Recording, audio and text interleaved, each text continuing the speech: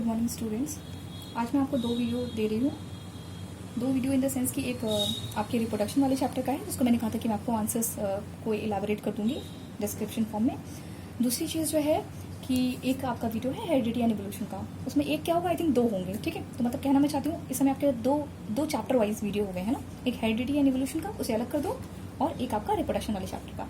ये जो आपको वीडियो आप देख पा रहे हैं, जो आपका रिप्रोडक्शन वाला ये आपका वीडियो मैं आपको बताने वाली हूँ, इसको आपको बिल्कुल भी अभी नहीं देखना है। ये आप कभी भी देखिए, संडे को देखिए, सैटरडे को देखिए, कभी फ्री टाइम में देख लीजिएगा, लेकिन अभी नहीं देखना है। ठीक है, क्योंकि अभी जो जीमिट की क्लास होगी वो इस पर ही डिपेंड करती है कि आप जो है आपने हेरिडिटी वाले चैप्टर में क्या पढ़ लिया है। समझ में आई बात? तो आप पहले उसे कवर करिए। तो इसे भूल जाइए, बस इसको अपने पास रख लीजिएगा। ये वीडियो भी अब ध्यान से सुनो, क्योंकि काफ़ी लेट हो गया, मैं आपको एक्सप्लेन नहीं कर पाई, टाइम नहीं मिल पाया। चलो, तो हमने आपको आपकी बुक में एनसीईआरटी में आपको एक्टिविटीज़ दी हुई हैं। तो पहला और दूसरा एक्टिविटीज़ हम कर चुके हैं, यानी बडिंग इन ईस्ट कर चुके हैं, और दूसरा फंगस कर चुके हैं। तो लास्ट हमारे पास जो एक्टिविटी बचती है वो है to study germination of seeds. बेटा, अगर आप सीड का जर्मिनेशन देखना है, आपने बचपन में ना बहुत चने खाए होंगे और अभी भी खाते होंगे, है ना। जब भी पूजा भी होती है तो भी क्या बनता है, चने और हलवा बनता है ना। चने आपने बहुत खाए हैं। तो आपने, और इसमें कुछ लोग की आदत होगी स्प्राउटेड सीड खाने की, ठीक है ना। तो क्या करना है, इसका जर्मिनेशन देखने के लिए बहुत आसान है। मैं आपको ऐसे रैंडम बता दे रही हूँ, और इसका इमेज क्लिक करके सेंड कर दूंगी, तो आप इसको भी कवर कर लीजिएगा। मैं आपको इसमें ओरली बता दे रही हूँ, ध्यान से सुन लो। इसमें क्या करना होता है बेटा आपको, इसमें करना बस इतना सा है कि आप क्या करिए, चना उठाइए और चने को पानी में डाल दीजिए। ठीक है, पानी में डाल कर उसे ओवरनाइट रख दीजिए। ओवरनाइट का मतलब होता है 1 रात के लिए रख दो। ठीक है, उसके बाद मॉर्निंग में उठो, उसको निकाल लो, पानी निकाल लो और चना बाहर कर लो। उस चने को क्या करना है आपको, एक कपड़े में बांध देना है। कपड़े में बांध के उसको हैंग कर दो। हैंग क्यों किया गया है, हैंग इसलिए किया गया है ताकि एक तो उसमें तो पानी है, तो ठीक है, उससे तो खैर कपड़ा गीला हो जाएगा, तो एक अलग बात है। दूसरी चीज़ ये है उसमें हवा लग सके। ठीक है, और कहीं कहीं यहाँ पे आपको जो है वेट क्लॉथ की बात की गई होगी, है ना, कि गीला कपड़ा कर दे, लेकिन वो कुछ खास जरूरत नहीं पड़ती है। वो जो आप चलो अब इस समय गर्मी है, आप कर सकते हैं, लेकिन अधिकतर क्या होता है कि अगर आपने चना डाल दिया है तो वो कपड़ा वैसे भी गीला हो जाता है ना। बहुत ही मसलिन का क्लॉथ लेना चाहिए, बड़ा पतला सा क्लॉथ होता है, उसमें लेना चाहिए। उस क्लॉथ में क्या होता है बेटा कि आप ऐसे उसमें रख करके हैंग कर दीजिए और हवा लगती रहेगी, वो धीरे धीरे जर्मिनेट हो जाएगा, वो सीड आपको जर्मिनेट हो जाएगा। जो ऊपर की तरफ आपको व्हाइट कलर का दिखाई देगा, अब उसको क्या करिए, अब आप उसमें का सीड कोट हटा दीजिए। सीड कोट क्या होता है, वो जो आपका ग्राम है वो सीड है, समझ गए। जो आपके पास चना है वो सीड है। अब उसके ऊपर ब्राउन कलर की जो कवर चढ़ी है ना, वो सीड कोट है, उसको हटा दीजिए। अब दोनों जो आपको दाने दिख रहे हैं ना, उसको खोल दीजिए, समझ गए। जैसे मूंगफली के दाने होते हैं ना, मूंगफली ऐसे कूट दीजिए, थोड़ा सा ठोक दीजिए, तो उसमें 2 दाने निकल जाते हैं, वैसे ही। ठीक है, वैसे आपको चने में दिखाई देगा।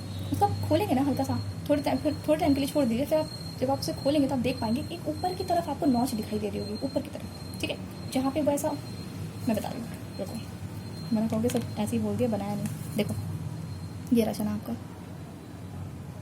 ऐसे, ठीक है। तो इधर की तरफ, ठीक है, इधर से आपको एक स्प्राउट निकलता हुआ दिखाई देगा। जब आप इसे खोल देंगे तो ये आपको कुछ ऐसा दिखाई देगा, ऐसा, और ये नीचे हल्का सा एक एंगल दिखाई देगा। इसे कहते हैं प्लीम्यूल। प्लीम्यूल से बनता है शूट, ठीक है, और ये बनेगा रूट। शूट बड़ा कैसे होता है, इसका खाना इस्तेमाल करके। ये क्या है, ये कॉटिलेडॉन्स है, ये आप जो मैं कलर कर दे रही हूँ, ये कॉटिलेडॉन्स है, ये खाना भरा हुआ है, देखो इसमें। अब अगर इसको रुको, देखो ध्यान से, ओहो रुको, ये देखो, इस तरह करके शूट ऊपर जा रहा है और ये रूट ऐसे करके नीचे जा रही है। तो भाई ये इतनी स्ट्रेंथ इसको कहाँ मिल रही है, फूड कहाँ से मिल रहा है, यहाँ से मिल रहा है। ये इसको भी दे रहा है और इसको भी दे रहा है, इस तरीके से ये बढ़ रहा है। बात समझ में आ गई। तो यहाँ से आपने देख लिया जर्मिनेशन, देख लिया। अब चलो क्वेश्चंस पर आते हैं। क्वेश्चंस आपको कहाँ से दिया था मैंने बेटा, बाइनरी फ्यूजन से दिया था। हाँ, बाइनरी फ्यूजन से दिया था। चलो इसको करते हैं, ध्यान दो, फटाफट बोलेंगे और सिर्फ सुनते जाओ, और ज़्यादा दिक्कत हो जाएगी तो 1x पे लगा लेना, कहीं लगा लेना, नॉर्मल पे सुन लेना, ठीक है। चलो देखो, how does binary fusion different from the multiple fusion. ये मैंने आपको पहले भी करा चुका है कि बाइनरी फ्यूजन मल्टीपल फ्यूजन से कैसे अलग है। बाइनरी मतलब होता है 2, मल्टीपल होता है मल्टीपल होना है, मतलब कि बहुत मोर देन 2। डन। अब कह रहा है बाइनरी फ्यूजन यानी ऐसा डिवीजन जिसमें 2 डॉटर सेल बनेगा। मल्टीपल में यानी फ्यूजन तो हो रही है, डिवीजन तो हो रहा है, लेकिन कैसा है, उसमें मल्टीपल बनेंगे आपकी डॉटर्स। क्लियर, पहला पॉइंट क्लियर। दूसरा है बाइनरी में आप देखोगे कि nucleus of the parent cell divided into 2 nuclei. जब भी वो डिवाइड हो रहा था बाइनरी फ्यूजन में अमीबा, वो कैसा हो रहा था, उसमें कितने न्यूक्लियस दे रहा था, सिर्फ 2। लेकिन आपने मल्टीपल फ्यूजन में देखा कि आपका जो न्यूक्लियस आपका डिवाइड हुआ था वो मल्टीपल आपके न्यूक्लियाई में डिवाइड हो गया था। बात समझ में आ गई। यानी यहाँ पर भी डिफरेंस आपको देखने को मिल रहा है। एग्जाम्पल ऐड कर दो इसके साथ, क्या है, अमीबा हो गया, लिशमानिया, और यहाँ पे आपका एक और था पैरामीशियम। ये सब है, सब बाइनरी के हैं। और इधर आपका प्लाज्मोडियम है, ईस्ट लिखा हुआ है, नहीं याद करना मत करो, बस प्लाज्मा, आपका प्लाज्मोडियम इज इनफ। डन। आगे चलें। आगे है how will an organism be benefited if it, मुझे ऐसा लग रहा है मैं समझा चुकी हूँ क्या? नहीं समझाया नहीं ना वैसे, चलो बोल देती हूँ, जो हो गया होगा देख लेना आप लोग अपने से, ठीक है। रिपीट हो गया तो रिपीट हो गया, कोई बात नहीं। Benefited if it is reproduce through spores, यानी कोई ऑर्गेनिज्म अगर स्पोर्स के थ्रू रिप्रोड्यूस करता है तो उसका क्या फ़ायदा होगा? बेटा पहले स्पोर्स के ना, स्पोर्स को पहली बात तो एकदम पोलिंग ग्रीन जैसा इमेजिन करो, जैसे छोटे छोटे दाने जैसे इमेजिन करो, ठीक है। अब ध्यान से आप आंसर की तरफ ध्यान दो। Reproduction through spores is a simple as well as faster mode of reproduction, ये लर्न कर लो क्या है। अगर हम स्पोर्स के थ्रू रिप्रोडक्शन करते हैं तो पहली चीज़ ये सिंपलर प्रोसेस है, ठीक है, ये सिंपल प्रोसेस है। दूसरी चीज़ ये फास्टर प्रोसेस है, ये जल्दी हो जाता है, ठीक है, समझ गए। नेक्स्ट स्पोर्स, मैंने क्या कहा था इमेजिन, लाइट दाने, हल्के दाने, वो कैसे हैं? इतने हल्के हैं कि अगर वो पानी से अगर जाएं तो भी बहुत दूर तक जाएंगे, और अगर हवा से उड़ के जाएं तो भी बहुत दूर तक जाएंगे, यानी कि इस ऑर्गेनिज्म की डिस्पर्शल क्वालिटी या क्वांटिटी बहुत ज़्यादा हो सकती है, समझ गए। यानी अगर वो यहाँ पे, अगर मैं जहाँ पर हूँ, यहाँ से अगर वो रिप्रोड्यूस करे और वो हवा में बह के चले जाएँ आपके स्पोर्स, तो सपोज सिविलाइज तक पहुँच जाएंगे, समझ गए। जैसे इसका मतलब क्या है, एक ऑर्गेनिज्म जब रिप्रोड्यूस कर रहा है तो उसके बच्चे आपको इतनी दूर दूर तक मिल रहे हैं, यानी उसकी पॉपुलेशन वहाँ पर भी अराइज हो जाएगी, ठीक है। अच्छा, स्पोर्ट्स की एक खास बात, स्पोर्ट्स चादर लेके चलता है हमेशा, ठीक है। Spores are covered with thick layer, ठीक है, which enable them to survive in the unfavourable condition, जैसा कि आपने अमीबा वाले में केस में देखा था, ठीक है, वो अपने बाहर सिस्ट बना लेता है। तो कहने का मतलब ये है कि स्पोर्ट्स छोटे छोटे दाने हैं। अभी हमें क्या पता, तुम यहाँ से सिविलाइज उड़ के जा रहे हो, तुमको पानी मिलेगा कि नहीं मिलेगा, तुम्हें सुटेबल कंडीशन मिलेंगे कि नहीं मिलेगी, कि तुम ग्रो करोगे कि नहीं करोगे। तो हम उसके ऊपर क्या करते हैं बेटा, नेचर ने उसके ऊपर चादर चढ़ा दी है, लेयर्स, ठीक है। वो कहता है कि जब तुम्हें लगे कि तुम्हारे लिए सुटेबल कंडीशन आ गई है तो अपनी चादर हटा देना और ग्रो कर जाना, और लगे कि नहीं है ऐसा तो ऐसी चादर पहने बैठे रहना। तो यानी अनफेवरेबल कंडीशन से भी उसकी जो थिक लेयर है वो उसे बचाती है। तो इस वजह से ये एक अच्छा तरीका है अगर ऑर्गेनिज्म इस तरीके से रिप्रोड्यूस करता है तो। डन, आगे चलें। नेक्स्ट क्वेश्चन है हमारा, can you think of reasons why more complex organism can not give rise to new individual through regeneration. देखो बेटा, इसमें खास बात आपको ऑर्गेनिज्म पे ध्यान नहीं देना है, मोर कॉम्प्लेक्स ऑर्गेनिज्म पे ध्यान है, मोर कॉम्प्लेक्स ऑर्गेनिज्म। पहली चीज़ ध्यान दो कि जब भी हम लोग रीजनरेशन की बात करें तो उसमें एक छोटा सा सेगमेंट डिवाइड हो रहा था, ठीक है ना, एक सेगमेंट टूट जा रहा था और वो बन जा रहा था, है ना, एबिलिटी थी रीजनरेट करने की। आपका उसकी बात नहीं कर रहे, प्लेनिरिया की बात नहीं कर रहे। अच्छा, एक बच्ची ने एक एग्जाम्पल की बात करी थी, एसेक्सुअल रिप्रोडक्शन की बात करी थी उसने आपके स्टारफिश में। बेटा उसमें भी होता है, लेकिन मैं आपको बताऊं, इतने सारे बर्डिंग के तरीके हैं, इतने सारे उसमें एसेक्सुअल मोड के तरीके हैं कि अभी आप इतने छोटे हो ना कि आप समझ नहीं पाते कि सब में डिफरेंस बहुत है ना। जैसे आपका जो लिजार्ड में रीजनरेशन होती है और जो आपके प्लेनेरिया में रीजनरेशन है, दोनों में डिफरेंस है। अच्छा, एक चीज़ और मुझे ध्यान आ रही है, मैंने बच्चे को भी चेक किया था, उसमें प्लेनेरिया कुछ यूँ बना था और उसके बाद यहाँ टेल थी, टेल ऐसे करके था। अरे भाई, ये लिजार्ड नहीं है, ऐसे नहीं होता है, आपका प्लेनेरिया ऐसा है, बस हो गया, ऐसे करके बॉडी है बस, उसकी टेल वेल नहीं है उसके पास, समझ रहे हैं। इवन आइज होती है, बाकी कुछ नहीं होता, रूडिमेंट्री आइज है। डन, चलिए आगे। हाँ, तो ये क्वेश्चन कहता क्या है कि simple organism reproduce through regeneration as the entire body is made up of similar kind of cells. Done, क्यों? जो आपके छोटे ऑर्गेनिज्म हैं ये प्लाटिहेल्मिन्थस है, समझ रहे हैं, ये प्लाटिहेल्मिन्थस है, ठीक है, ये कर सकता है।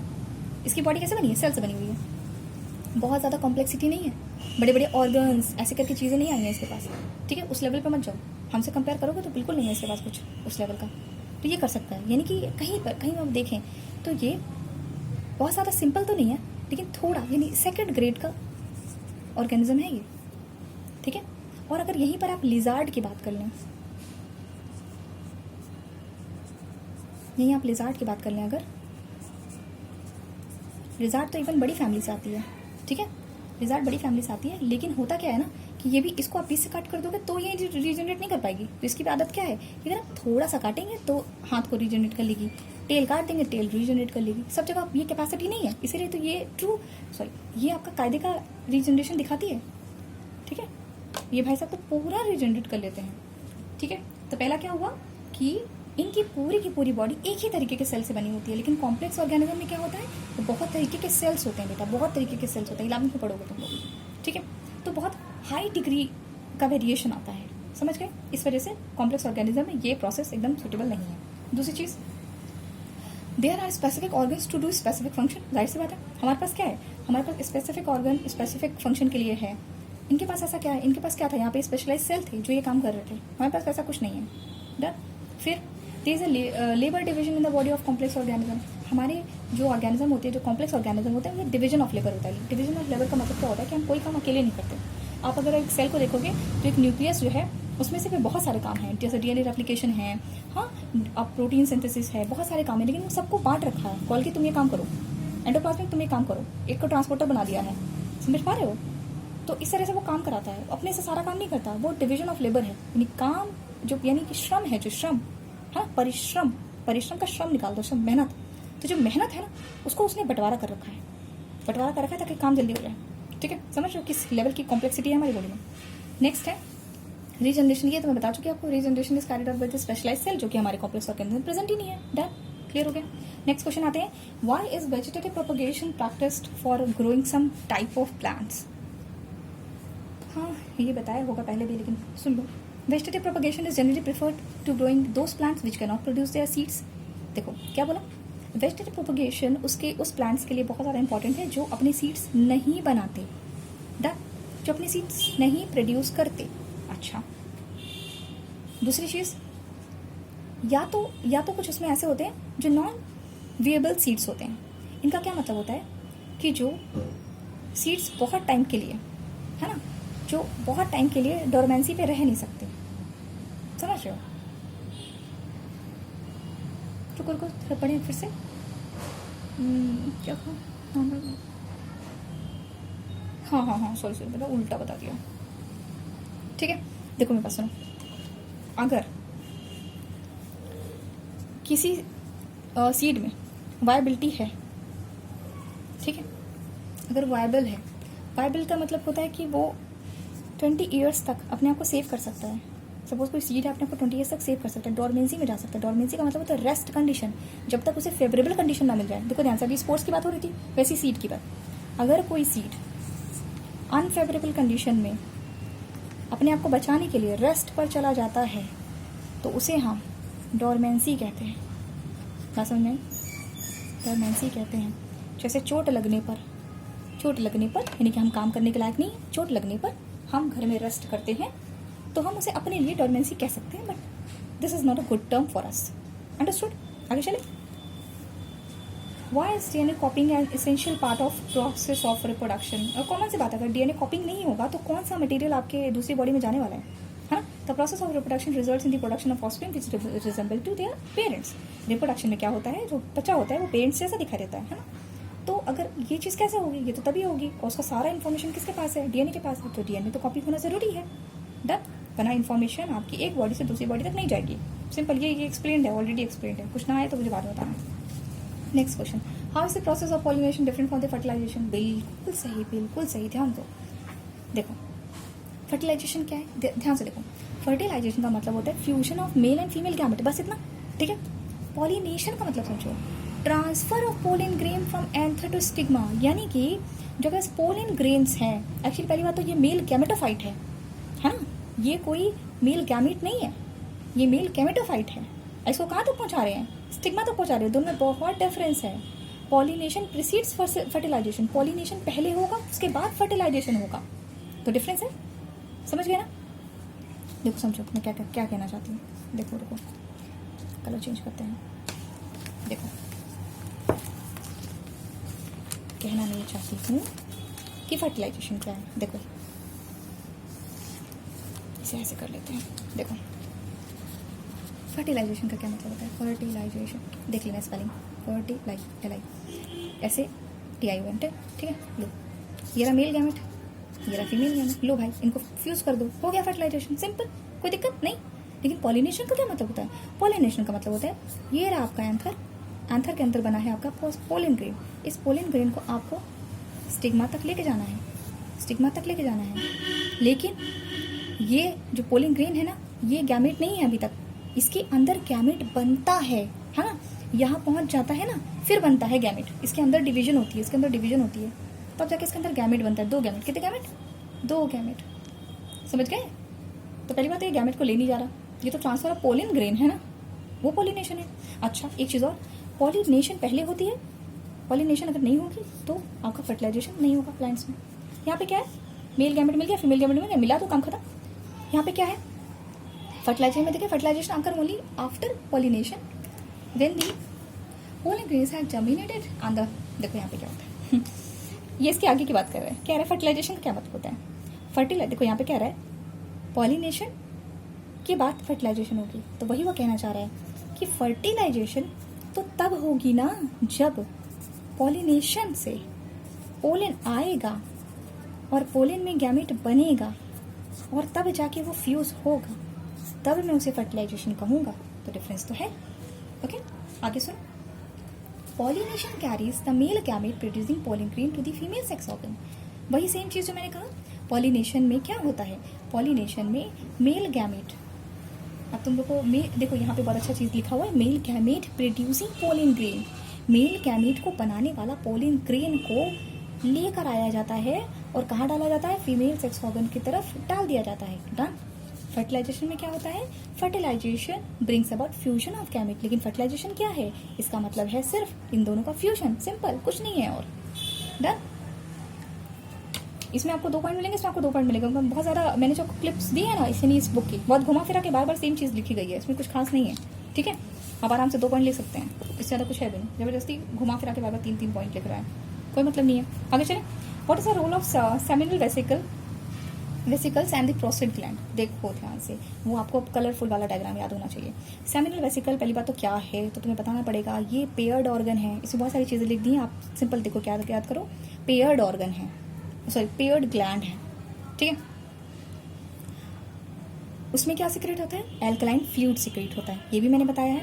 अच्छा इससे क्या होता है, खास बात कि इससे नरिशमेंट होती है और इससे स्पर्म की स्मूथ ट्रांसपोर्टेशन होती है। स्मूथ ट्रांसपोर्टेशन का मतलब होता है स्पर्म स्विम करके जा पाएगा, मीडियम मिल पाएगा, इसको लिक्विड का मीडियम मिल पाएगा, जो कि आपका प्रोस्टेट ग्लैंड का सिक्रेशन आपको, सेमिनल वेसिकल्स का सिक्रेशन आपको दे रहा है। प्रोस्टेट ग्लैंड में क्या है, ये भी फ्लूइड बनाता है। ठीक है, इसमें कुछ खास नहीं है, ये भी वही चीज़ है, ये ट्रांसपोर्टेशन में हेल्प करता है, न्यूट्रिशन में भी हेल्प कर देता है, स्पर्म को ईजियर पहुंचा देता है, बस कोई दिक्कत नहीं, सब सेम, ऑलमोस्ट सेम। ठीक है, सब वही काम कर रहे हैं। एक्चुअली रास्ता अलग हो जाता है, अगर आप ध्यान से डायग्राम देखेंगे तो प्रोस्टेट कहीं और जगह है और सेमिनल वेसिकल जस्ट उसी के ऊपर करके है। ठीक है ना, ऐसे इतना सा डिफरेंस आता है, बाकी कुछ नहीं। ये तुमसे पूछना चाहता है कि तुमको इसके बारे में कुछ पता भी है कि नहीं पता है। अच्छा एक चीज़ और मैं तुम्हें बता दूँ, सेमिनल वेसिकल जो है ना, ये 2 है, ठीक है, लेकिन प्रोस्टेट ग्लैंड 1 है। डिफरेंस आ गया है, वैसे रोल बताया था। अच्छा चेंजेस पूछ रहा है गर्ल्स के टाइम पे, प्यूबर्टी के टाइम में गर्ल्स में क्या चेंजेस होते हैं, क्योंकि तो कॉमन सी बात है, क्या चेंजेस है, थिक हेयर्स आते हैं यहाँ पे प्यूबिक रीजन पे। ये आपको पहली बात तो ये दोनों चीज़ तो मेल में भी मिल जाएगी, तो मेल का भी उठा के एक चीज़ लिख दिया गया तो कोई इशू नहीं है। मेमोरी ग्लैंड डेवलपमेंट हो जाएगा, ये भी ठीक है, और एनलार्ज होने लगेंगे, बड़े होने लगेंगे, ये भी ठीक है। हिप ब्रॉडन होगी, ये भी ठीक है, धीरे धीरे होता है, इकट्ठे नहीं होता। ऐसा मत सोचना अरे फीमेल होता है इकट्ठे हो जाता है, नहीं, ऐसा कुछ नहीं होता। Fat is deposited in various part of body, fat deposit होने लगता है, यानी फैट अभी तक जो खा रहे थे ठीक है ओके, लेकिन प्यूबर्टी के बाद चीज़ें बहुत ज़्यादा स्टोर होने लग जाती हैं। कहाँ स्टोर, थाई में, हिप्स में, शोल्डर पे, ऐसे करके स्टोर होती है। आपका जो मेंस्ट्रुअल साइकिल स्टार्ट हो जाती है, ओवरीज आपका एग रिलीज करने लग जाती हैं। ठीक है, डन। आगे चलें, how does embryo get nourishment inside the mother's body. अगर बच्चा माँ की बॉडी के अंदर है तो भैया खा क्या रहा है वो, है ना, उसे न्यूट्रिशन कैसे मिल रही है, उसको न्यूट्रिशन मिलती है मदर के ब्लड के थ्रू। अब वो ब्लड तो खैर किनारे कर दो, लेकिन एक स्पेशल टिश्यू है, एक स्पेशल कनेक्शन है, एक कॉर्ड है जिसे अम्बिलिकल कॉर्ड या प्लेसेंटा कहते हैं। ठीक है, प्लेसेंटा के थ्रू उसको सारा न्यूट्रिशन मिलता है। आपको पता है वो अपनी वेस्ट को एक्सक्रीट भी कर सकता है वहीं से, कोई इशू नहीं है। ठीक है, तो कहना चाह रहा है this is a disc like, ऐसे डिस्क है जो एम्बेडेड होती है यूट्राइन वॉल में, मैंने आपको पहले भी बताया हुआ है, ऐसी है। ठीक है, और ऐसे करके यहाँ से बच्चा अटैच होता है, तो ये जो है ये प्लेसेंटा है और ये आपके यूट्रस में अटैच होती है। ठीक है, समझ गए, इस तरह करके अटैच रहती है, तो ऑक्सीजन मिलता है, न्यूट्रिएंट्स मिलता है, ये तो मैंने बताया हुआ है। एक्सक्रीटरी वेस्ट मतलब आप उसमें ऑक्सीजन की एक्सचेंज कर सकते हैं, ये सब चीज़ें कर सकते हैं। ठीक है, नेक्स्ट क्वेश्चन हमारा, if a woman is using a copper T will it help in protecting her from sexually transmitted diseases. अगर आप जिस भी बच्चे को अगर मेरी ये लाइन याद होगी कि सेक्शुअली ट्रांसमिटेड डिजीजेस, STD के लिए मैंने एक मेजर फैक्टर बताया था आपको, बॉडी फ्लूइड्स। अगर बॉडी फ्लूइड्स मिल जाएंगे, ये अगर कहीं से कंबाइन हो गए मेल फीमेल के, तो STD फैल जाएगा। तो कह रहा है एक वुमेन कॉपर्टी यूज़ करती है। बेटा कॉपर्टी क्या है, ये रहा आपका यूट्रस, ये रहा ओवरी, वजाइना, सर्विक्स। कॉपर्टी का क्या मतलब है?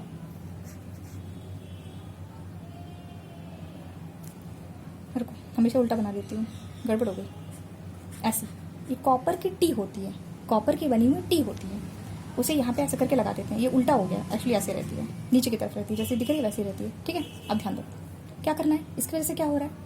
इसकी वजह से मुझे एक बात बताओ, यहाँ पर वेजाइनल फ्लूइड आएगा, ठीक है, और यहीं पे स्पर्म का जो फ्लूइड है वो भी आएगा, सेमिनल प्लाज्मा आएगा यहाँ पर। ठीक है, तो दोनों तो मिक्स हो गए, तो क्या कॉपर टी ने बचाया स्टडी होने से? नहीं बचाया। तो कॉपर टी काम क्या कर रही थी? कॉपर टी क्या करती है? ये फर्टिलाइजेशन रोक सकती है ना? कैसे रोकती है बेटा? जो कॉपर टी होती है कॉपर की बनी होती है, कॉपर। ठीक है, कॉपर आयंस निकलते हैं इस कॉपर टी से। कॉपर आयंस क्या करते हैं? जो स्पर्म की मोटिलिटी होती है ना, जो मोबिलिटी होती है, उसकी चलने की जो क्षमता होती है, स्विमिंग की जो क्षमता होती है, उसको कम कर देती है। चल ही नहीं पाएगा, दौड़ ही नहीं पाएगा, तो मतलब पहुंचेगा कैसे? फर्टिलाइज क्या करेगा? तो फर्टिलाइजेशन प्रिवेंट कर रही है। लेकिन ये फ्लूइड तो आ ही रहा है, वेजाइना से फ्लूइड आ रहा है, यहाँ पे सेमिनल का फ्लूइड, सॉरी आपका जो क्या बोलते हैं, ओह सीमेन, मैं अभी तक सेमिनल प्लाज्मा बोल रही थी, सॉरी बेटा। तो यहाँ पर जो है आपका जो सीमेन आएगा वो तो मिक्स ही हो जाएगा, बॉडी फ्लूइड तो मिक्स हो रहे हैं, मेल और फीमेल के, तो यानी कि ये तो डिजीज पक्की है भाई। तो ये तो एकदम खतरनाक चीज़ है, समझ गए ना? आंसर पढ़ लेना।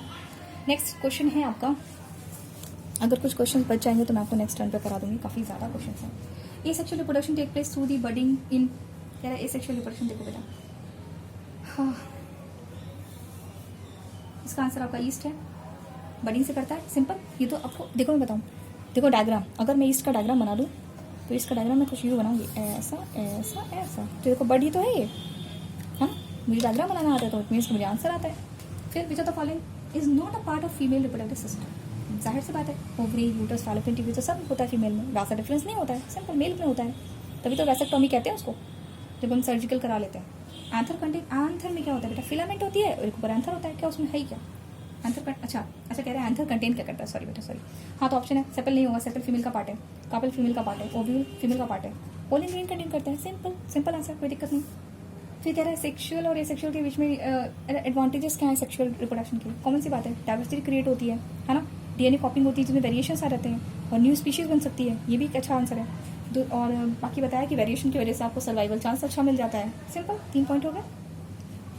फिर है what is the function of perform by the testis in the human being? यहाँ पे क्या है भाई? टेस्टिस का क्या फंक्शन है? टेस्टिस का फंक्शन क्या है? ये स्पर्म प्रोडक्शन में हेल्प करता है, ठीक है, हार्मोन सिक्रेट करता है, जिससे सेकेंडरी सेक्सुअल कैरेक्टर्स आते हैं मेल्स में, ठीक है, दाढ़ी मूछें ये सब आती है इस, और जो वॉइस क्रैक होने लग जाती है मेल की, ये सब सेकेंडरी सेक्सुअल कैरेक्टर्स में ही आता है। डन। फिर आते हैं why does menstruation occur? Menstruation इसलिए होती है, ध्यान दो, किस लिए होती है? अगर ध्यान दो, अगर फीमेल मल्टीप्लाई लिख रहे हैं, फीमेल प्लस मेल गैमेट अगर मिल ही जाता तो ये तो बेबी बना देता ना, तो इसका मतलब मिले नहीं है ये लोग, सिंपल, यानी मिल नहीं पाए हैं।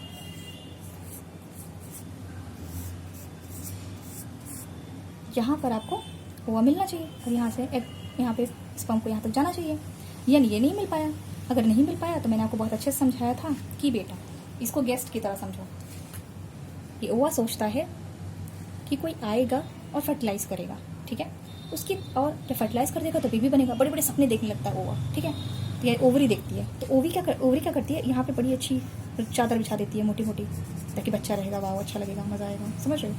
लेकिन जैसे ही पता चलता है कि अच्छा फर्टिलाइजेशन नहीं हुई, तो कहती है भाई चादर हटा दो, कोई ज़रूरत नहीं है इसकी, तो ये शेड हो जाती है, ये सब वॉल्स शेड हो जाती हैं, समझ रहे, तीनों वॉल शेड होने लग जाती है, निकल जाती है, तो इस ये आपके वजाना से बाहर आ जाती है, इसे आप मेंस्ट्रुएशन कहते हैं। क्यों हुई?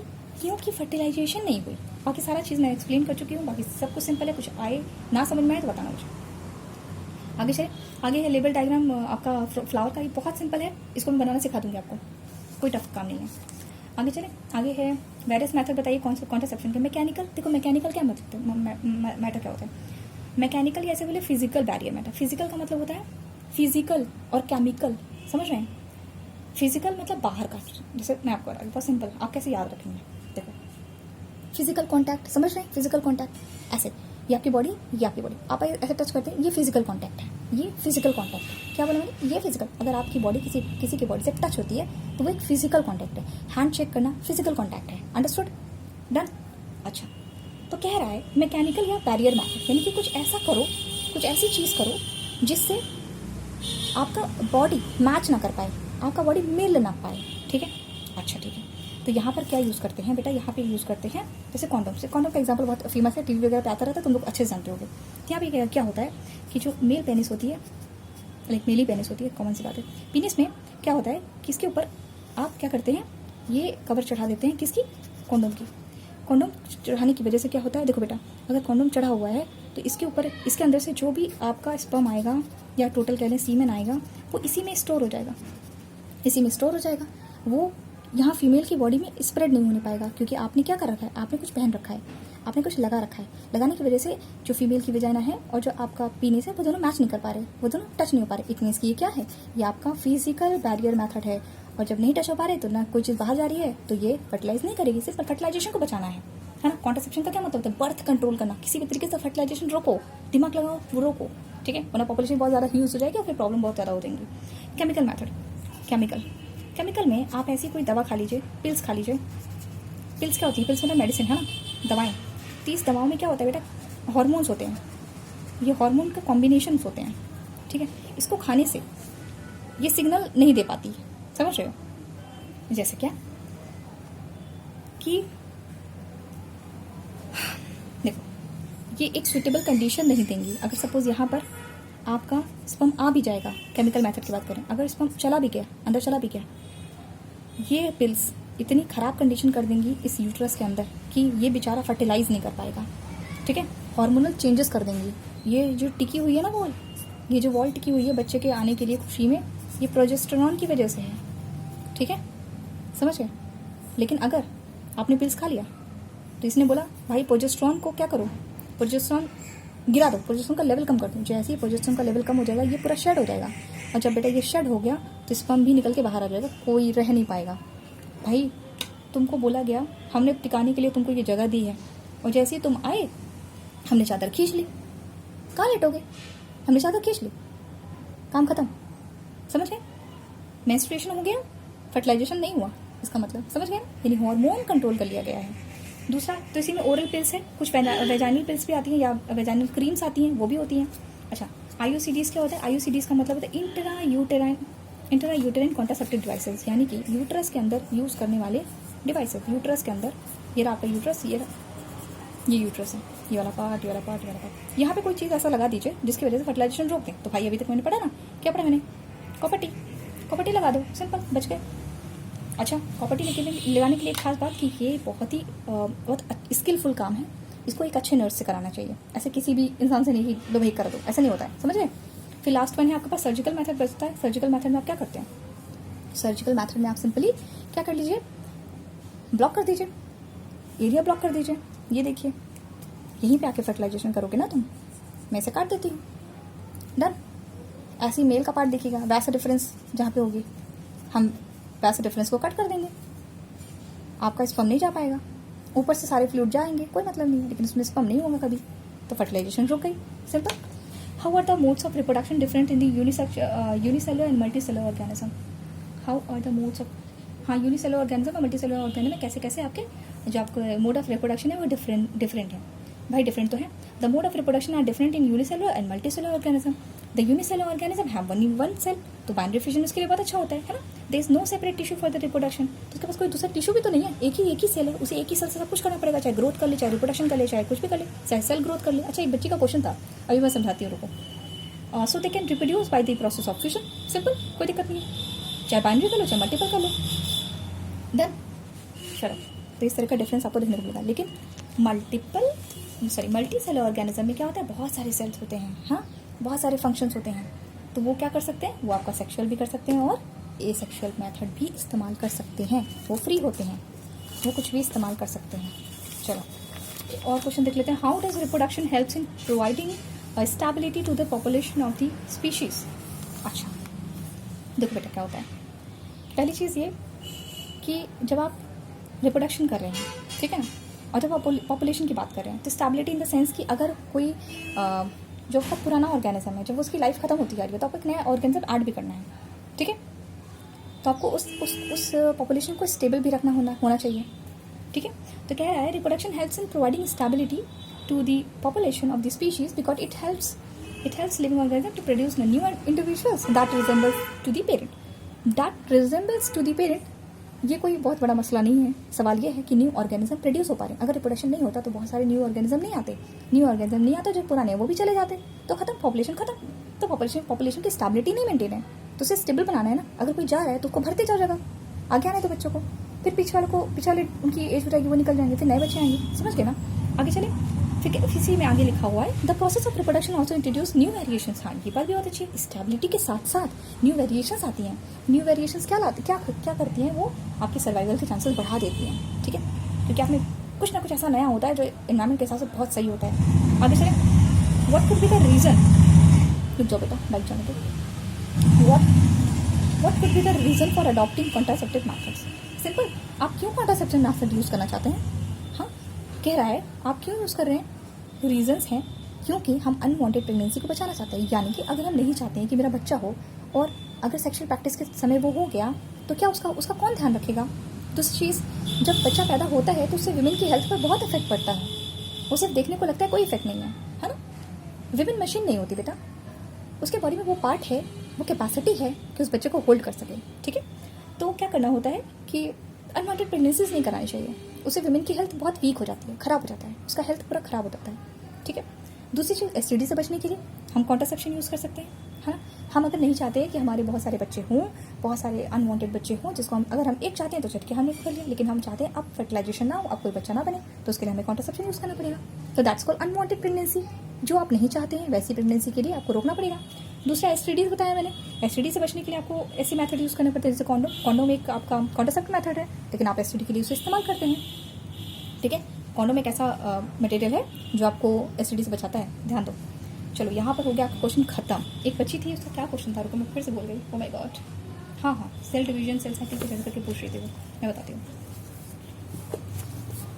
देखो, ये रहा अमीबा, ध्यान दो। वो पूछ रही थी, आई थिंक ऐसे ही कुछ क्वेश्चन था, सेल ग्रोथ क्या है, रिप्रोडक्शन पूछा था,